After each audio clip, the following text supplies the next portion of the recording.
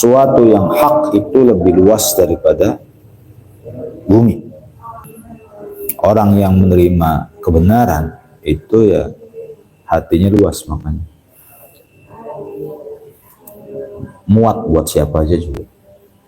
Dinasehatin satpam mau, dinasehatin sama gurunya mau, dinasehatin sama anak kecil pun mau. Nasihat itu kan sesuatu yang hak, sesuatu yang benar. Al-hikam atau al-hukmu al-mutabik lil waqi, yang sesuai dengan kenyataan.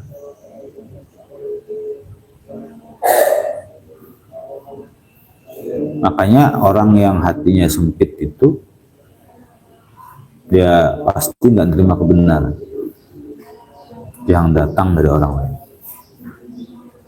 Kebenarannya kebenaran versi diri sendiri. Jadi kalau menurutnya itu sesuatu nggak benar, maka dia tidak akan mau mendengar dari orang lain bahwa sesuatu itu jadi benar. Nah, itu tidak menerima hak. Tidak menerima hak itu akhirnya hatinya menjadi sempit. Sama si A nggak suka, sama si B nggak suka, sama si C nggak suka, sama pendapatnya Imam Malik nggak suka, pendapatnya Imam Abu Hanifah nggak suka. Maunya dirinya sendiri yang benar. Makanya kebenaran itu memang lebih luas daripada bumi. Andaikan kebenaran itu masuk ke dalam hati kita, ya artinya hati kita pun lebih jembar, lebih luas daripada bumi. Cuman masalahnya, kita itu tahu nggak mana yang hak dan mana yang batil? Nggak akan tahu. Karena nggak tahu, maka hak dan batil akhirnya kembali ke versinya masing-masing, bukan versi syariat. Tahu nggak bedanya antara ma'ruf dan munkar? La ta'ata fil ma'ruf, tidak ada ketaatan. La ta'ata illa fil ma'ruf, tidak ada ketaatan kecuali hanya pada perkara-perkara yang ma'ruf. Sebenarnya hak dengan ma'ruf itu sama saja. Al-haqqu min rabbik wa la takunanna minal mumtarin. Kalau hak itu sesuatu yang dianggap benar menurut Allah, meskipun menurut kita salah. Hak. Nah, kalau al-ma'ruf sesuatu yang dianggap baik menurut syariat.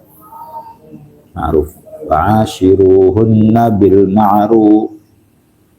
Pergaulilah para istri dengan cara yang ma'ruf. Apakah terjemahannya baik? Nggak tahu. Sebab kalau baik itu kita masing-masing punya versi kebaikan, punya versi kebenaran yang berbeda-beda. Hampir kebenaran tuh antara satu dengan orang lain tuh cara pandangnya itu nggak sama. Dibingung kalau pergaulilah para istrimu dengan cara yang baik. Itu baik seperti apa? Baik kata siapa? Bisa jadi suaminya itu kalau melihat istrinya pakai hijab nggak senang. Jadi akhirnya suaminya mengatakan nggak baik, gitu kan? Nggak baik kamu, nggak nurut sama suami, kebingungan. Jadi makanya yang namanya hak sesuatu yang benar, ma'ruf sesuatu yang baik, itu harus dipelajari dulu, dianalisa. Artinya tidak akan berlaku hal ini bagi orang-orang yang jahil, orang yang nggak ngerti agama. Orang yang ngerti agama dia tidak perlu mendefinisikan hak, tidak perlu mendefinisikan batil. Nggak perlu yang namanya ketika ada kiai bilang kemudian orang jahil itu mengatakan setuju, saya setuju. Nggak usah. Karena yang berhak untuk berkata setuju itu adalah orang-orang yang ngerti. Juri, kiai lagi ceramah, Lalu audiens pendengarnya bilang setuju. Berarti sama aja. Sang kiai lagi tampil kompetisi, disetujui sama jurinya gitu. Maka ketika ada seorang ulama, ada seorang kiai yang mengatakan sesuatu, nggak usah bilang setuju. Yang disukai ataupun tidak disukai oleh kita, kita harus setuju memang. Cuman bingungnya lagi nyari kiainya yang benar apa enggak. Sudahlah pertama nyari kiai yang fakih itu susah. Yang kedua pernyataan yang benar itu susah. Nah disitulah mengapa mencari ilmu itu hukumnya wajib bagi setiap muslimin dan muslimah. Agar dengan ilmu itu kita bisa nimbang, bisa ngukur secara syariat. Ini benar enggak sih pernyataan ini? Lihat ini. Ini benar enggak sih pernyataan ini? Gitu. Coba kalau misalnya kita awam, nggak ngerti apa-apa. Ketika ada orang marhabanan lalu, ya Jaddul Husaini, ya Rafi'ud Darajati, kan dianggapnya benar baik. Malahan nangis sih. Ya karena pada nggak ngerti nahwu sorof, nggak bisa nimbang. Ini adalah munada mudana mudhof yang harusnya dibaca nasab, nggak tahu. Begitu juga orang nggak belajar tajwid tidak akan bisa menilai bacaan Al-Qur'annya orang lain. Makanya orang yang tidak belajar tajwid diam saja kalau ada orang baca Quran.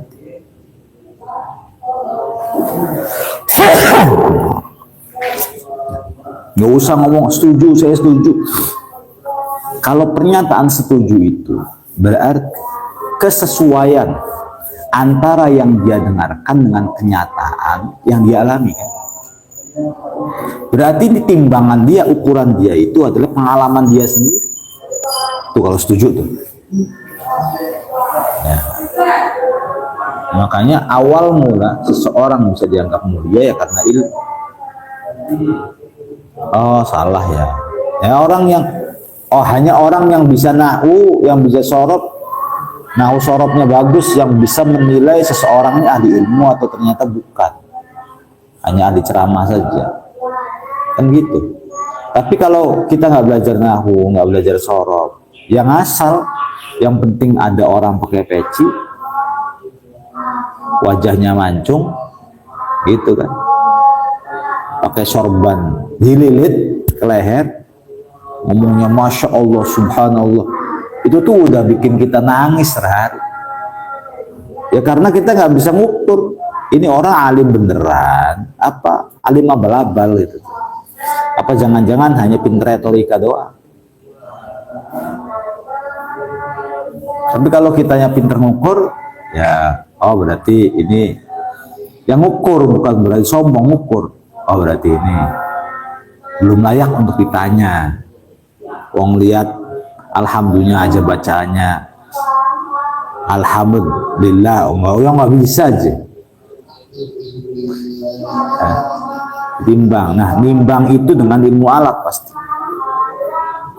Makanya kalau kita belum alim, susah kita tahu mana yang hak, mana yang batil. Bingung sih. Kalau orang tua kita atau siapapun ngasih nasihat sama kita, kamu tuh harus dewasa. Ibadah itu bukan sekedar sholat saja, bukan sekedar tahajud saja, tapi jihad mencari nafkah pun ibadah. Bahkan nggak ada gunanya kamu ibadah sholat, ibadah ngaji Quran, kalau misalnya hablum minan nas kamu dengan istri kamu itu nggak baik karena kamu nggak cari nafkah. Jadi lebih baik sekarang untuk ke masjid, untuk sholatnya nanti dulu aja. Sholat gampang, insya Allah nanti taubat kepada Allah lebih mudah daripada salah sama orang. Nah, sekarang maksimalkan tenagamu dan energimu untuk mencari pekerjaan. Kayak bener. Tapi ngomong kita bisa bayang kan mas? Ya kamu nasihatin iya pak, iya bang. Terus akhirnya beli sholat subuh, beli sholat duhur, beli sholat asar, Nah, begitu dulu nih bener.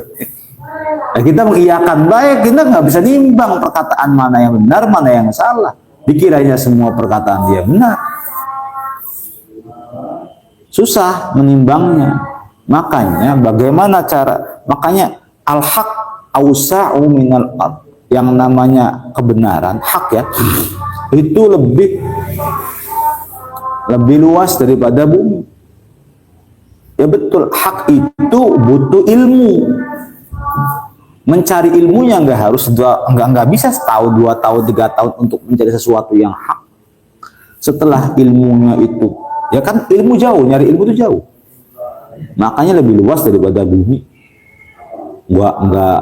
Enggak sependek yang kita kira, menjelajahi satu tanah dengan tanah yang lain, menjelajahi satu negara dengan negara lain, ditelusuri, diarungi gitu. Nanti akhirnya dia bisa mengukur dengan ilmunya. Nah, kalau sudah bisa mengukur dengan ilmunya, maka biasanya hatinya legowoan. Sudah legowoan, adem kan hati itu ada ujian begini adem, ada ujian begitu adem. Menghadapi tingkah laku orang juga adem, ngadepin omongan orang yang gak enak juga adem, ngadapin gunjingan sama orang juga adem. Coba kalau kita hatinya sempit, disebabkan karena kurang timbangan, kurang ilmu, ya dibikin pusing terus hati itu. Kenapa dibikin pusing? Karena keingetan omongan orang, keingetan, ya tersinggungan aja, sempit, belum mana-mana.